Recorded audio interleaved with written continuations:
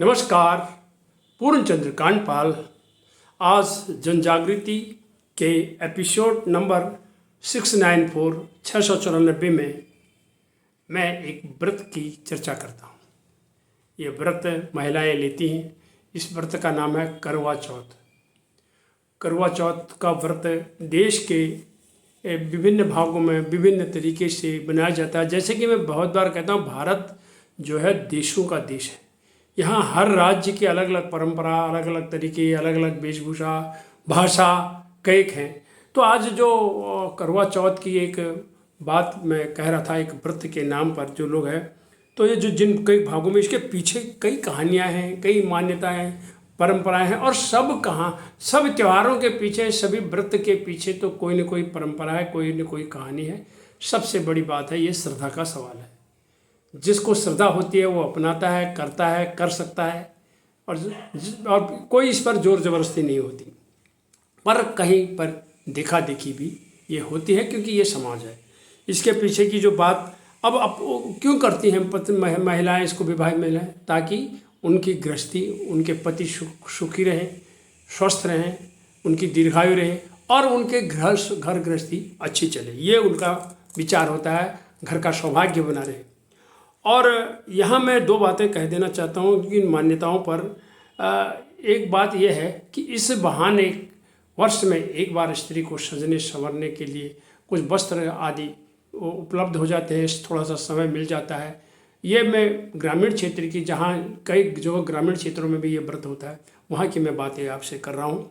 तो इस बहाने उनको थोड़ा सा अपना सामान सुहाग का जो उपलब्ध हो जाता है और ये करते हैं। और दूसरी बात यह है, यदि पत्नी अपने पति के लिए व्रत रखती है तो क्या पति का क्या हिसाब है? अब सवाल यहाँ आता है संविधान का और बराबरी के हक का। यदि पत्नी को पति की अपने जीवन में आवश्यकता है, अपने घर गृहस्थ को चलाने के लिए, तो क्या पति को नहीं है? एक दूजे बिन चल न सकेगा जीवन रथ यह मान लिया।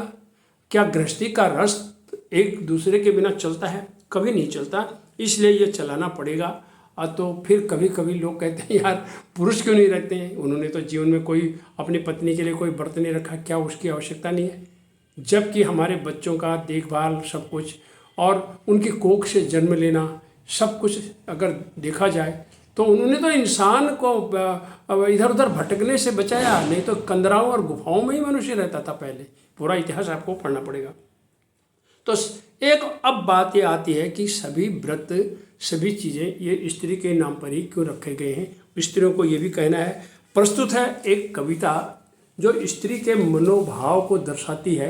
वो कभी कभी ये भी सोचती है कि ये सारे नियम कानून धर्म मेरे लिए रख दिए, तो वो कहती है करवा चौथ पर वो क्या उसके मनोदशा है। एक महिला का भाव देखिए।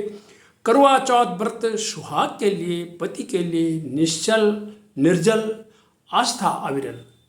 व्रत श्रद्धा के दिए सब स्त्री के लिए। किसी पति ने कभी शायद व्रत नहीं रखा पत्नी के लिए। तुमने सभी धर्म ग्रंथ, वेद पुराण अनंत, श्रुति शास्त्र स्मृति लिख डाले मेरे लिए। स्वयं को मुक्त किए, पुरुष को मुक्त किए। रीति रिवाज, मान मर्यादा, कायदे कानून, संस्कृति सभ्यता, शर्म हया, नियम परंपरा, सबका शिकंजा मेरे लिए धरा। स्त्री होने की इतनी निर्दयता।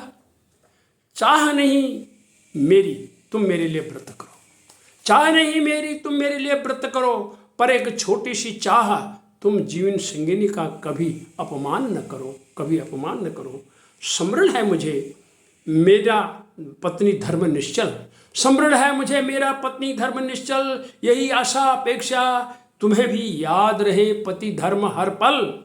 मैं अपूर्ण तुम बिन, तुम्हारी अपूर्णता भी बनी रहे मुझ बिन। मेरे स्वाभिमान पर न आँच आए पलछिन, न आँच आए पलछिन।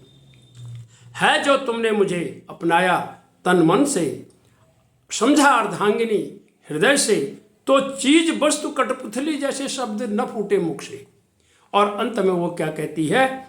नहीं है प्रश्न मेरी पूजा सम्मान सत्कार का, नहीं है प्रश्न मेरी पूजा सम्मान सत्कार का, न किसी भवन दरबार का। बस सहचरी समझो मुझे, चाह नहीं धन अंबार का, चाह नहीं धन अंबार का। ये एक पत्नी की जो दिल की आवाज़ है। व्हाट्सएप यूनिवर्सिटी में, सोशल मीडिया में, इधर उधर आजकल बहुत कुछ बाजारीकरण में, मार्केट में बहुत कुछ चल रहा है कि ये खरीदो, वो खरीदो, करवा भर के ये दो, उसको गिफ्ट दो, ये दो न दो।